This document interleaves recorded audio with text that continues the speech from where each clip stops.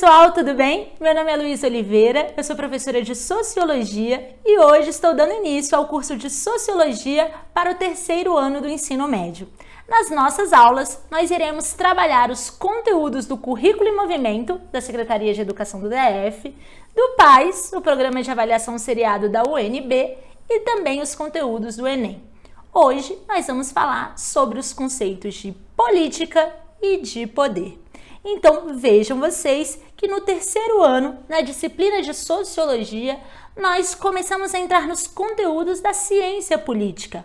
A ciência política é uma das divisões das ciências sociais e que investiga e analisa a vida em sociedade a partir dos aspectos relacionados à esfera da política e da distribuição do poder. E esse tema, pessoal, ele é especialmente importante porque é muito comum nós encontrarmos pessoas que se orgulham de dizer que não gostam de política, que acham política chato, desinteressante, complicado, ou então que acreditam que política é algo que nós fazemos apenas de 4 em 4 anos quando precisamos de votar. Mas, na verdade, a gente sabe que existe um grande equívoco aí, porque todos os aspectos da nossa vida mais cotidianos, eles têm relação com decisões políticas. Essa noção mais ampla de política, ela vai existir desde a antiguidade, quando filósofos como o grego Aristóteles explicavam, por exemplo, que o ser humano é um animal político. Isto é, que a política ela está em todo o nosso cotidiano. E para a gente entender melhor qual é o significado desse termo tão importante, hoje nós vamos começar a discutir essa questão a partir das visões do sociólogo alemão Max Weber.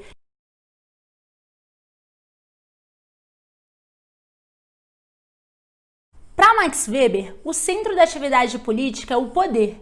A política seria a luta por participar da forma como o poder ele é distribuído na sociedade. Weber conceitua poder, então, como a capacidade que um indivíduo ou um grupo de indivíduos tem de impor a sua própria vontade, ainda que seja diante da resistência daqueles que obedecem nessa relação de poder.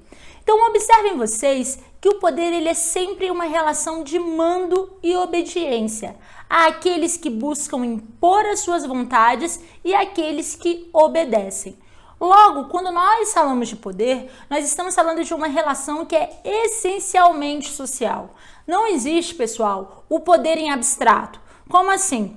Você não vai ficar numa torre de marfim afastada, olhando para o espelho e se sentindo, meu Deus, como eu sou poderosa. Não. Então vejam que o poder não é algo que você guarda apenas para você. É uma relação social que envolve mais de um indivíduo e uma relação de mando e obediência. E já que nós estamos falando que o poder é a capacidade de impor as vontades, nós sabemos que entre os diferentes agentes, indivíduos e grupos, na maioria das vezes, essas vontades e interesses não coincidem. Então, o poder também é necessariamente uma relação de conflito. Para exemplificar isso, é só dar uma olhada na configuração da política brasileira. Quando a gente pega uma pauta que faz parte do debate público, como, por exemplo, o uso da terra, nós vemos grupos diferentes, com interesses diferentes, disputando a destinação das terras no Brasil. Por exemplo, o esforço que a bancada ruralista, que é aquela bancada poderosa do Congresso Nacional, que reúne aí parlamentares, senadores, em prol dos interesses dos fazendeiros, dos grandes fazendeiros, dos latifundiários, aquelas pessoas que vivem do agronegócio e que atuam no Congresso para conseguir ampliar a fronteira agrícola, para conseguir ampliar as terras que são destinadas para o uso do agronegócio, favorecendo seus lucros e benefícios desse determinado grupo. Do outro lado, também lutando pela destinação dessa terra, nós temos, por exemplo, as comunidades indígenas, que há décadas e décadas no Brasil lutam pelo reconhecimento de seus territórios e pela demarcação das reservas indígenas. Então aí está de forma explícita uma situação onde há uma disputa de forças na sociedade, né, buscando cada grupo com seus interesses garantir que suas vontades prevaleçam. A política, ela se trata então dessa análise que nós vamos fazer momento a momento de como está essa correlação de força entre os diferentes grupos e agentes políticos na sociedade na qual nós estamos analisando.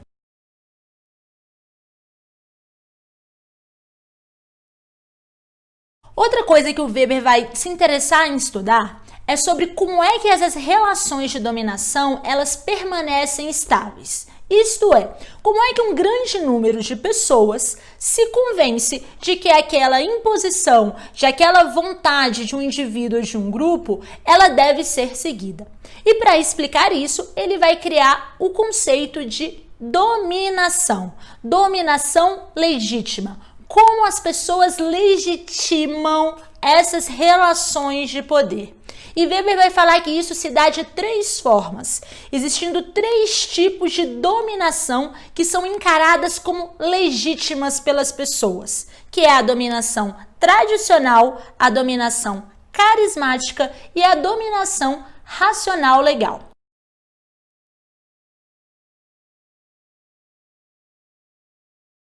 A dominação tradicional é aquela na qual as pessoas seguem um líder ou um determinado regime político por conta dos costumes e das tradições daquele povo.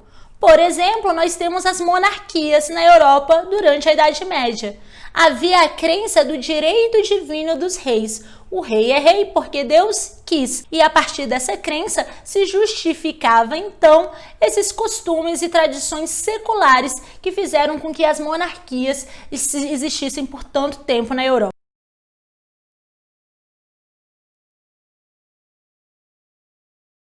Já a dominação carismática é aquela dominação que ocorre quando as pessoas acreditam nas qualidades ou nas características excepcionais de um determinado líder.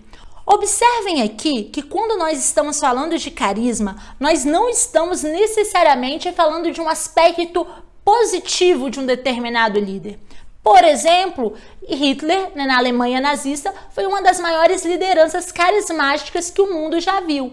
E a partir de suas características de persuasão e convencimento, ele conseguiu fazer com que milhares e milhares de pessoas o seguissem e apoiassem o regime nazista na Alemanha.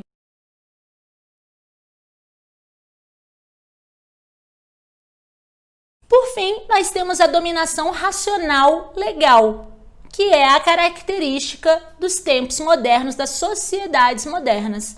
Nós fazemos as coisas de uma forma e não de outra e justificamos os nossos regimes políticos porque assim está previsto nas leis.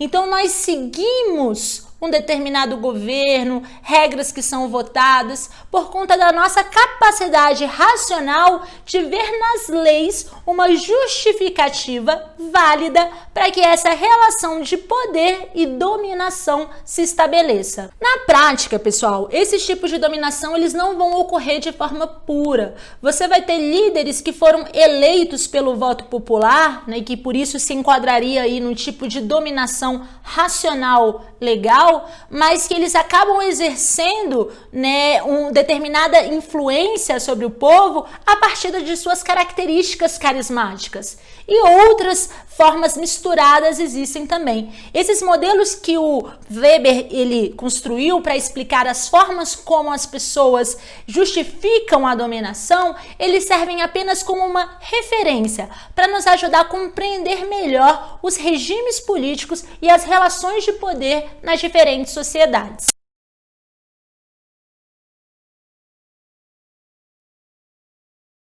Como vocês podem estar observando, as questões que envolvem o mundo da política, elas são diversas. Você tem aí o ato de governar, de fazer decisões políticas, o ato de conquistar. Pensem em quantas guerras a humanidade, né, já se meteu por conta da disputa pelo poder político.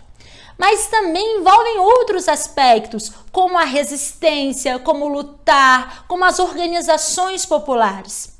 Então o poder ele tanto está nessas relações mais gerais que se estabelecem entre o Estado, os governos e os indivíduos, quanto nas nossas relações mais cotidianas. Nós iremos tratar melhor dessas questões, como o poder ele está nessas microesferas do cotidiano, quando nós formos falar da concepção de poder para Foucault, que é um filósofo que veremos mais à frente nas nossas aulas. Por ora, gente, é importante que vocês percebam que não existe para onde fugir.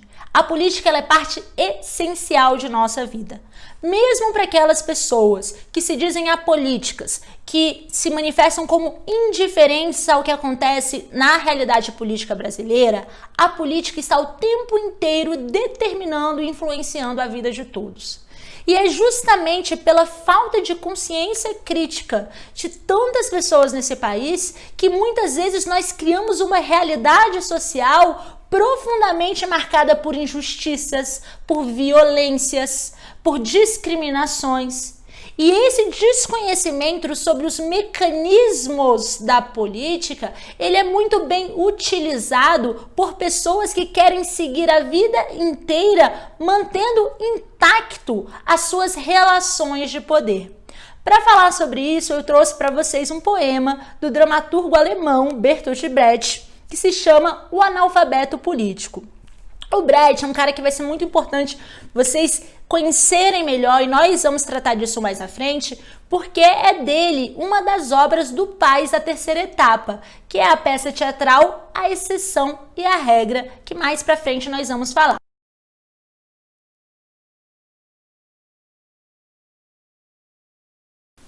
O Analfabeto Político, Bertolt Brecht.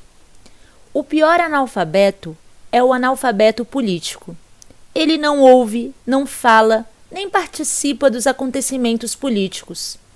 Ele não sabe que o custo de vida, o preço do feijão, do peixe, da farinha, do aluguel, do sapato e do remédio dependem das decisões políticas. O analfabeto político é tão burro que se orgulha e estufa o peito dizendo que odeia a política. Não sabe que da sua ignorância política nasce a prostituta, o menor abandonado e o pior de todos os bandidos, que é o político vigarista, pilantra, o corrupto e lacaio dos exploradores do povo.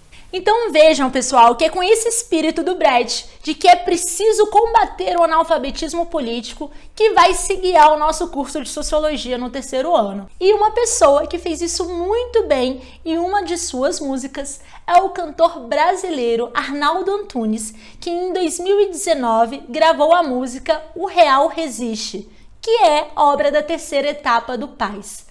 Nessa música, o Arnaldo Antunes ele vai falar um pouco do choque que ele sente diante da realidade brasileira, na qual tantas violências, tantas injustiças, tantos discursos de ódio têm cada vez tido mais palanque na nossa sociedade. E aí ele nos convida para refletir e nos posicionar diante disso. Vamos dar uma olhadinha.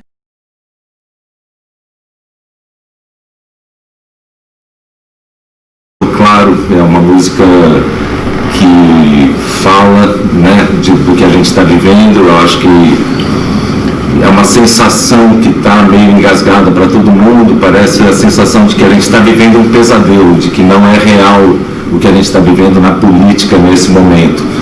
E, enfim, essa é a minha resposta a isso.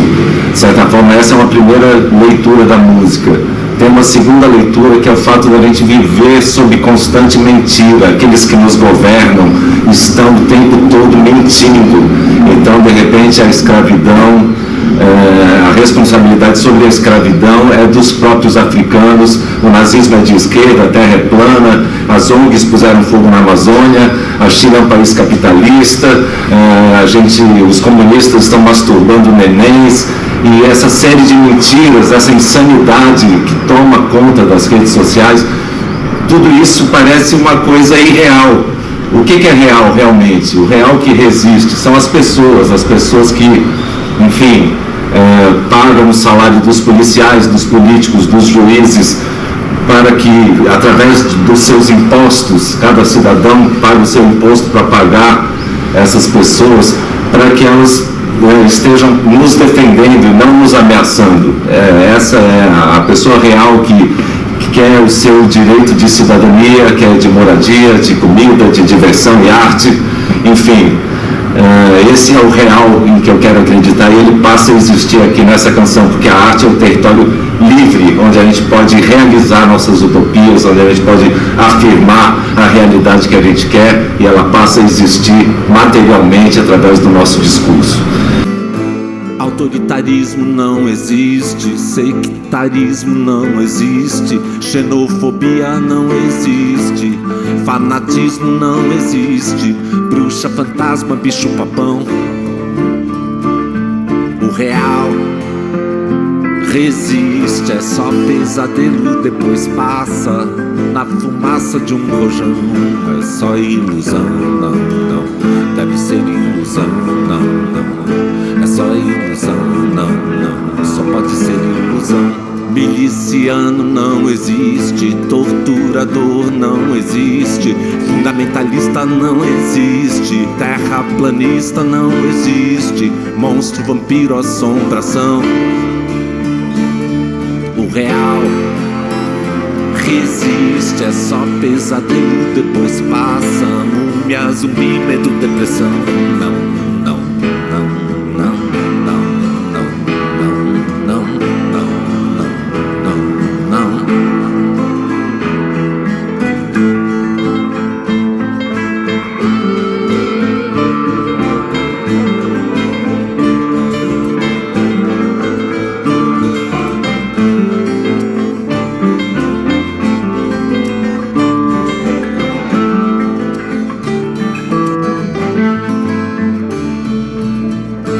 Trabalho escravo não existe, desmatamento não existe, homofobia não existe, extermínio não existe, mula sem cabeça, demônio, dragão. O real resiste, é só pesadelo, depois passa como estrondo de um trovão. É só ilusão, não, não, deve ser ilusão, não, não, é só ilusão, não, só pode ser ilusão. Esquadrão da morte não existe, Ku Klux Klan não existe, neonazismo não existe, o inferno não existe, tirania eleita pela multidão. O real resiste, é só pesadelo, depois passa, lobisomem, horror, opressão. Não, não, não, não, não, não, não, não, não, não. Então é isso, pessoal. Eu espero que vocês tenham gostado da aula de hoje. Espero que tenha sido uma aula bastante reflexiva. Nas nossas próximas aulas, nós vamos seguir trabalhando cada vez mais esses temas, as obras do Paz, e com certeza vamos juntos construindo esse pensamento crítico tão necessário nos dias de hoje. Um forte abraço e até o nosso próximo encontro.